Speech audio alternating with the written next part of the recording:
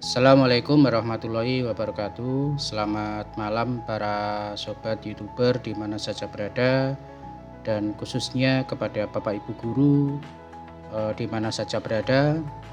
Pada kesempatan saat ini saya ingin berbagi pengetahuan kepada para sobat dan Bapak Ibu guru, yaitu terkait dengan pengisian e-rapot khususnya untuk yang mendapat tugas tambahan P5 Project Penguatan Profil Pelajar Pancasila. Baik, sebelum saya lanjutkan, kita dengarkan intro yang satu ini.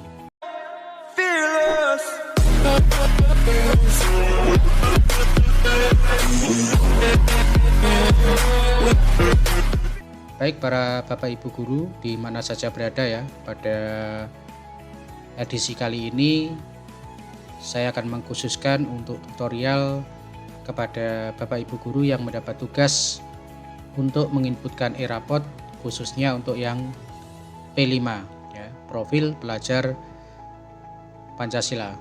Sama seperti biasa, kita login dulu menggunakan alamat web dari satuan pendidikan masing-masing yang sudah diinstalasi. Kemudian Bapak Ibu, untuk saat ini kita e-rapotnya sudah memasuki pada versi 6.0.3 ya, yang sebelumnya launching kita masih berada di 6.0.1 ya. Kita sudah masuk pada 6.0.3. Baik, kita lanjutkan untuk tutorialnya. Yang pertama, kita masuk pada salah satu akun yang tentunya dari Bapak Ibu yang memiliki tugas tambahan P5 ya, P5. Oke, saya contohkan di sini. Saya akan masuk pada salah satu akun dari Bapak Ibu yang memiliki tugas tambahan P5. Oke, setelah masuk Bapak Ibu, di sini saya fokus pada menu yaitu tentang nilai project ya. Tentang nilai project, karena ini yang membedakan rapot dengan kelas 11 dan 12. Yang mana untuk kelas 10 itu ada penilaian tentang nilai project atau yang kita sebut dengan P5. Nah, di penilai project ini hanya ada dua submenu untuk mengisi daripada P5. Yang pertama adalah perencanaan, kemudian yang kedua adalah penilaian. Jadi Bapak Ibu hanya melakukan tugas dua, yaitu tentang perencanaan dan tentang penilaian. Nah, tentang perencanaan, kita masuk pada perencanaan sebagai langkah awal daripada P5. Jadi perencanaan proyek penguatan profil pelajar Pancasila ya, karena di sini masih baru Bapak Ibu, silakan diisikan langsung pada klik tambah data ya. Kita isikan untuk klik tambah data.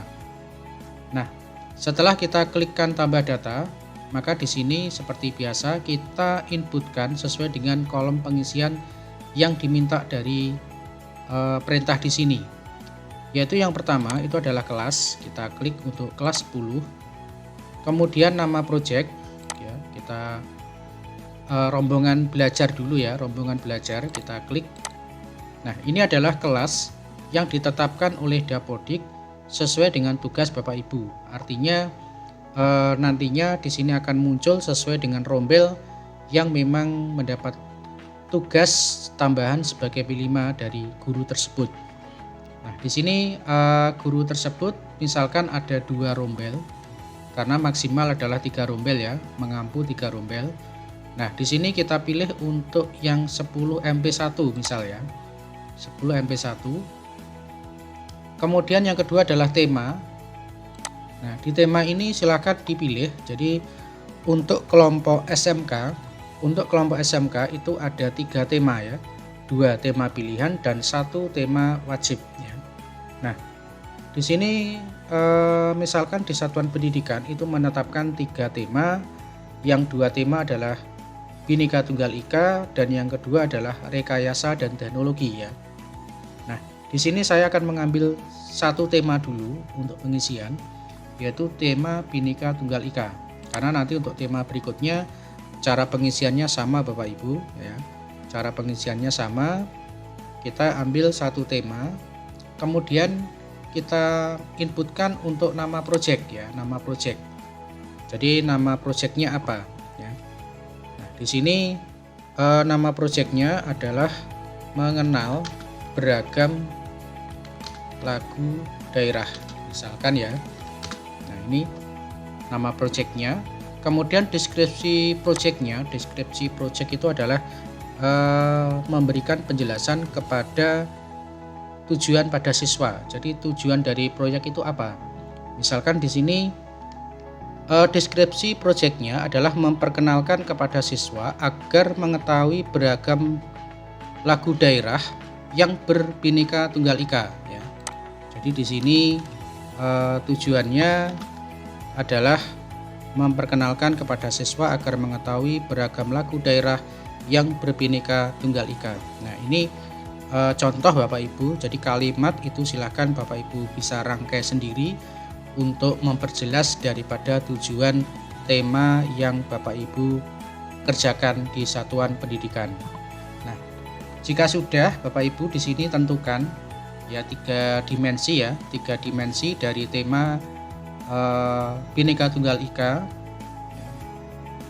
Di sini silakan ditentukan. Misalkan untuk yang beriman dan bertakwa, ini kita cari ya untuk dimensi, elemen dan subelemennya. Kita cari di sini misalkan untuk yang dimensi pertama kita pilih untuk yang beriman dan bertakwa ini dengan sub elemennya adalah akhlak kepada manusia. Kemudian sub elemennya adalah memahami dan menghargai perasaan dan sudut pandang orang atau kelompok lain ya. Ini adalah untuk dimensi yang pertama. Kemudian dimensi yang kedua itu kita cari lagi yang sesuai dengan tema proyek kita. Nah, yang kedua, dimensi yang kedua saya mengambil bernalar kritis ya. Kemudian dimensinya atau elemennya adalah merefleksi dan mengevaluasi pemikiran sendiri ya. Kemudian subelemennya adalah menjelaskan alasan untuk mendukung pemikirannya dan memikirkan pandangan yang mungkin berlawanan dengan pemikirannya dan mengubah pemikirannya jika diperlukan. Ya, karena kita akan mengambil tema tentang Bhinneka Tunggal Ika ya. Jadi ini sekali lagi hanya sebuah contoh Bapak Ibu. Nanti silakan tim dari P5 atau koordinator P5 yang akan mendiskusikan dengan timnya tentang penilaian perencanaan pada P5 ini. Kemudian satu lagi kita ambil dimensi yaitu mandiri ya.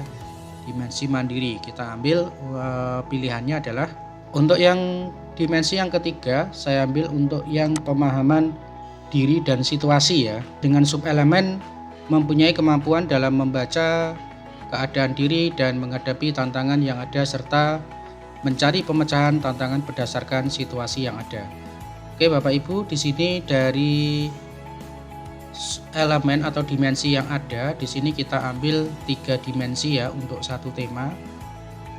Jika sudah ya kita klik simpan ya, kita klik simpan. Oke, kita cari di bawah ya. Ini ya, kita klik simpan Bapak Ibu. Oke, untuk rencana sudah kita buat untuk satu tema ya Bapak Ibu. Jadi sekali lagi ini untuk satu tema. Jadi untuk tema kedua dan tema yang ketiga silahkan Bapak Ibu lanjutkan dengan cara yang sama. Nah, sekarang berikutnya kita masuk pada penilaian Bapak Ibu. Jadi setelah kita membuat rencana, yang kedua adalah penilaian. Kita klik penilaian. Kemudian pada penilaian di sini kita tinggal klik tingkat kelas ya. Kita kelas 10 ya. Kemudian berikutnya rombongan belajar ya, rombongan belajar yaitu 10 MP1 ya. Kita ambil untuk yang 10 MP1. Nah, kemudian di bawah Bapak Ibu nanti tinggal masuk ke penilaian dari masing-masing siswa. Nah, di sini ingat tadi kita mengambil 3 dimensi ya Bapak Ibu. Jadi dimensi yang pertama ini adalah dimensi mandiri. Jadi nanti untuk melihat dimensinya tinggal arahkan mouse pada angka yang dimaksud ya. Ini adalah dimensi yang pertama mandiri. Kemudian dimensi yang kedua ini adalah bernalar kritis. Kemudian dimensi yang ketiga itu adalah beriman bertakwa kepada Tuhan Yang Maha Esa. Nah, di sini kita menjabarkan prosesnya Bapak Ibu. Jadi untuk dimensi yang pertama kira-kira yang mandiri ini bagaimana? Di sini pilihannya mulai berkembang, kemudian sedang berkembang, berkembang sesuai harapan, dan sangat berkembang. Jadi Bapak Ibu harus bisa filter daripada anak tersebut kira-kira dalam hal mandiri itu seperti apa. Nah, misalkan di sini kita pilih mulai berkembang. Nah, kemudian untuk yang kedua, dimensi yang kedua tentang bernalar kritis ya, ini kita pilih sedang berkembang ya, karena mungkin anaknya sudah mulai bisa berpikir ya, mengambil satu keputusan atau yang lainnya ya, sehingga kita bisa menilai tentang sedang berkembang. Kemudian yang ketiga itu adalah bertakwa, beriman, tentang memahami dan menghargai perasaan dan sudut pandang orang atau kelompok lain ya. Di sini kita pilih berkembang sesuai harapan ya, berkembang sesuai harapan karena mungkin anaknya memang siswanya sudah sesuai dengan harapan. Nah, kemudian di bawahnya ini ada catatan proses Bapak Ibu. Catatan proses ini diisi berdasarkan pengamatan Bapak Ibu setelah menilai dari 3 dimensi ya. Jadi misalkan di sini baik Bapak Ibu, jadi ini contoh kalimat saja ya Bapak Ibu, yang kita menghubungkan kalimat ini dengan tema yang kita buat atau proyek yang kita buat. Misalkan di sini siswa telah memahami dan mampu menyanyikan lagu daerah dan dapat bekerja sama dalam kerja kelompok ya, karena proyeknya itu dilaksanakan dalam bentuk lagu daerah yang kemudian dinyanyikan dalam satu kelompok di dalam kelas misalkan. Nah, ini pelaksanaannya seperti itu. Nah, ini adalah penilaian kepada Abdul Wafur ya, Wafur ya, misalkan ini.